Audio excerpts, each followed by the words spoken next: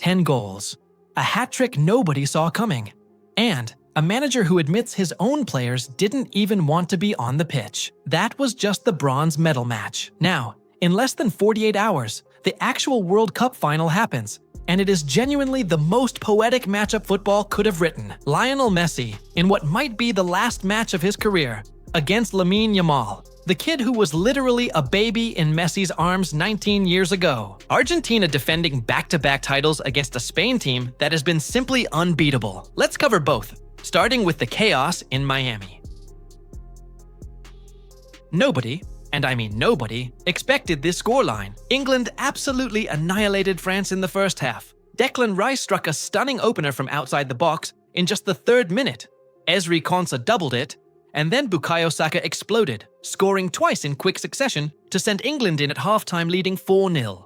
4-0. Then Mbappe decided he wasn't going to let his final World Cup appearance end quietly. He pulled one back, set up Bradley Barcola for another, then scored again himself to make it 4-3. Saka calmed everything down with a penalty to make it 5-3, only for Ousmane Dembele to pull France within one again. And then, in the very last minute of stoppage time, Jude Bellingham, England's player of the tournament, dribbled through multiple bodies to seal it. 6-4, in what commentators are already calling one of the greatest matches this World Cup has ever produced. Saka walked away with a hat trick and player of the match, 9 touches in the box, 5 shots, 4 on target, 3 goals. Tuchel later revealed he deliberately eased Saka back in after injury, saying it was a tough decision to leave him out of the semi-final, but he still felt a responsibility to take it slow with him. That patience paid off in the biggest possible way. This was England's best World Cup finish, since they actually won the whole thing on home soil in 1966, and it also closed the book on Didier Deschamps, who bows out after 187 games in charge of France, 122 wins, 32 draws, 33 losses, and 1 World Cup title to his name. 5 weeks, 103 matches, and it all comes down to this. Sunday, MetLife Stadium, just outside New York City.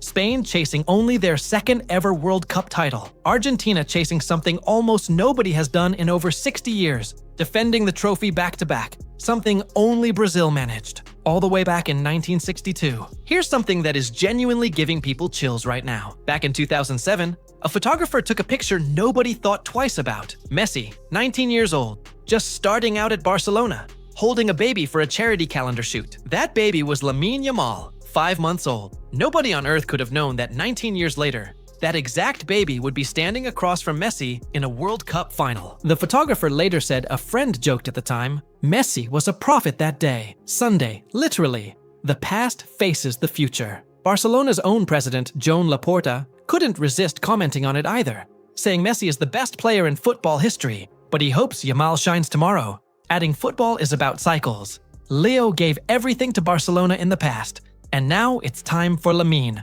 calling this final Yamal's match to establish himself once and for all. Before a ball is even kicked, Messi posted something that's gone completely viral. He wrote that the most beautiful part of all these years was never just the trophies, but the entire journey, sharing the day-to-day with this group, picking themselves up in the toughest moments.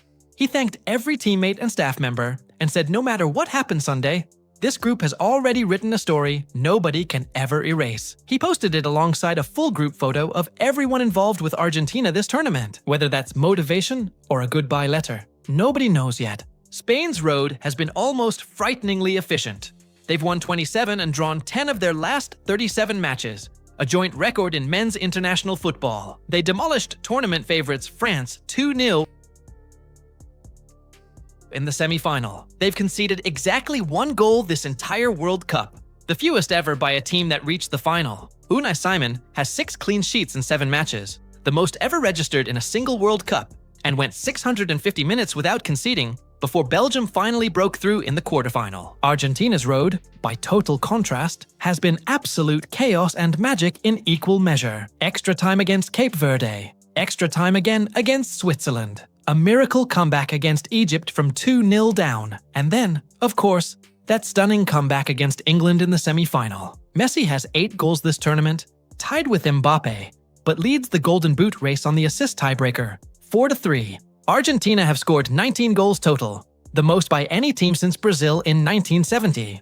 And Messi's 12 goal contributions are the most by any player in a World Cup since Gerd Müller 56 years ago. With Mbappe now out of the tournament after the bronze final, this race is genuinely still alive for Messi. The math is simple but brutal. He needs a hat trick, or a brace plus an assist, or somehow a brace inside just 40 minutes to guarantee it outright. Even Mbappe himself, weirdly, seemed to want this for him, saying flatly, Messi will score in the final for sure, and adding he would have preferred not to be the all-time World Cup top scorer if it meant still being in tomorrow's match himself. Not everything is friendly heading into this final either. Aymeric Laporte's comments about refereeing didn't go down well inside the Argentina camp at all, with sources saying they believe the referee is being pressured, and pointedly noting that UEFA's president shares a nationality with the match official, asking pointedly what the reaction would have been if an Argentine had said the exact same thing. Genuine tension, simmering before a ball's even been kicked. Lionel Scaloni didn't hold back when asked what worries him about Spain, saying everything worries him, even their team bus leaving the hotel, joking they'd try to stop it from leaving at all. He called Spain a great team doing outstanding work under De La Fuente, and even revealed he'd had a private, slightly mysterious conversation with the Spanish coach recently, saying only that he told him, "I came because of you," keeping the rest between them. Emi Martinez, never one to stay quiet, addressed accusations that Argentina had an easy draw, saying plainly, "We didn't choose our opponents," pointing out Colombia beat Portugal, Switzerland beat Colombia, and Argentina simply played whoever was left standing. Spain looks set to name a completely unchanged 11. Simon in goal, Porro, Cubarsí, Laporte and Cucurella across the back, Rodri and Fabian Ruiz screening in midfield, Yamal, Olmo and Baena just ahead, and Oyarzabal leading the line. De La Fuente confirmed Yamal, despite missing a recent training session, will be in perfect physical condition. Argentina's selection is trickier. Emiliano Martinez in goal, behind a back four of Molina, or possibly Montiel instead after Molina's underwhelming semi-final. Cristian Romero, Lisandro Martinez, and Tagliafico. In midfield, expect De Paul to return to the Entinti, alongside Paredes, Enzo Fernandez, and McAllister, with Messi and Alvarez up top, though Lautaro Martinez, fresh off scoring the winner against England, is pushing hard for a start of his own. Sports Illustrated's own call on this one is Spain, 2-0. Their reasoning is straightforward. Argentina has arguably used up every one of its lives just getting here, while Spain has looked like the tournament's best side from start to finish, capped by that statement, win over France. Head-to-head across history, these two nations are dead even, 6 wins apiece from 14 meetings, with Spain's most recent result an emphatic 6-1 friendly win back in 2018. But here's the thing nobody can model. Drake has reportedly put $1.5 million on Argentina to win it all. And if this Argentina team has proven anything across this entire World Cup, it's that clean logic and stats have not stopped them yet. So, here we are. The most efficient, ruthless team left in the tournament versus the most chaotic, dramatic, impossible-to-kill team in the tournament. A 39-year-old chasing his final chapter against a 19-year-old who was literally cradled in his arms before either of them knew what football would become for them. Comment your score prediction right now. Is this Messi's last dance ending in glory? Or does Yamal officially take the torch on Sunday?